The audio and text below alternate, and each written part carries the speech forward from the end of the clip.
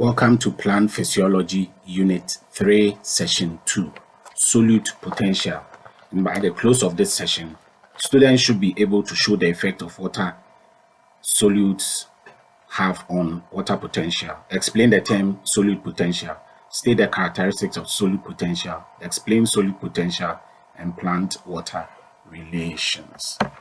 Effect of solutes on water potential. We have said that pure water has the highest water potential, which by convention is set at 0.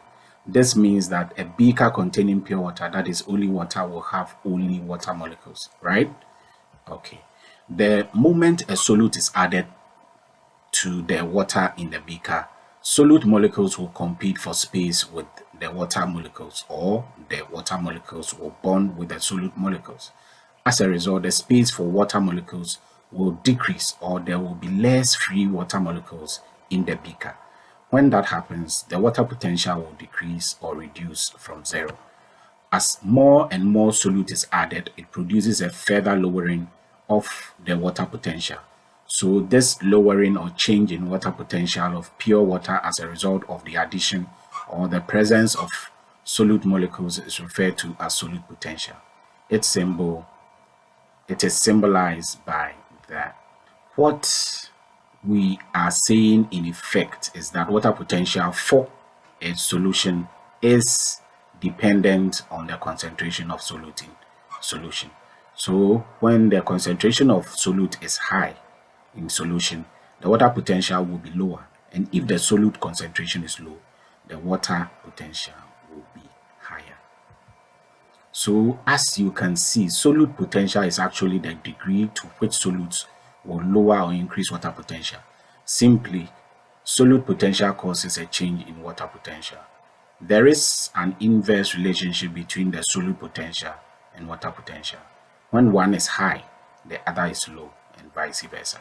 This is because solute molecules and water molecules, as has been pointed out earlier, compete for the same space in whatever system they are, or the water molecules may bond with the solute molecules.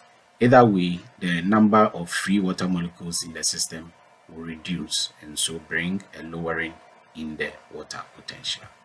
The more free water molecules there are in a solution, the more work can be done by water by way of movement in a particular direction. Adding solute to water decreases the amount of free water, and so decreases the water potential. Dilute or hypotonic solutions have greater water potential than concentrated or hypertonic solutions. So characteristics of solute potential. Since the cytoplasmic and vacuolar contents of root hair cells are made up of solutions of different substances and concentration, the water potential of the root hair cells will be lower than 0, since their content is not pure water. It follows then that the solute potential will be negative or lower than 0, and so creating the condition to allow water to move from the soil with a higher water potential into the root hair cells by osmosis. The solute potential of a plant cell then has the following characteristics. 1. It is always negative, so can absorb water continuously from the soil. The negative value, again, 1, it is always negative, so can absorb water continuously from the soil. 2, the negative value of solute potential in the root hair cells means water will always enter the root hair cells, as the water potential of soil water is always higher than that of the root hair cells. 3, the value of solute potential of a system is determined by the concentration of the solution. The more concentrated a solution is, the more negative or the lower is the solute potential, and vice versa.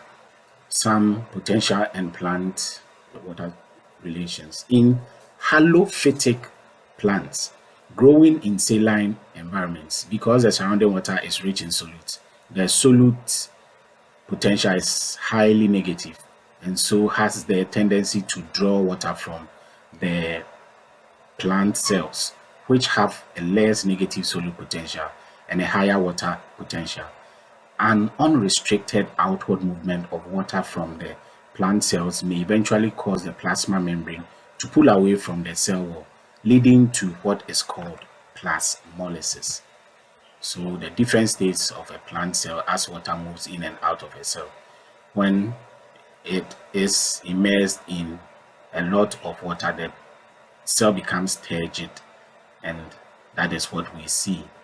When it is in a solution whereby there's equal solute and equal water, that is an isotonic solution, the cell becomes flaccid. And when the cell is placed in a solution which has a very high concentration of solutes, the cell becomes plasmolized, as it has been indicated in the diagram.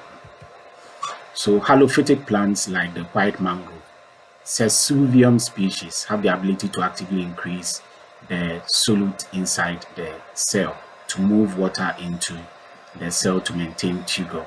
The internal water potential of a plant is more negative than pure water because of the high solute content of the cytoplasm. As a result of this difference in water potential, water will move from the soil into the root hair cells of the plant through osmosis.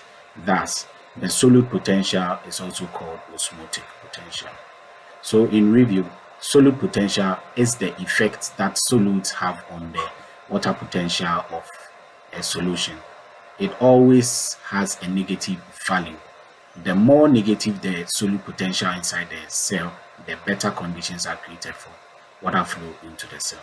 Halophytic plants like the white mangrove actively increases the solute concentration inside their cells to enable water absorption from the saline end.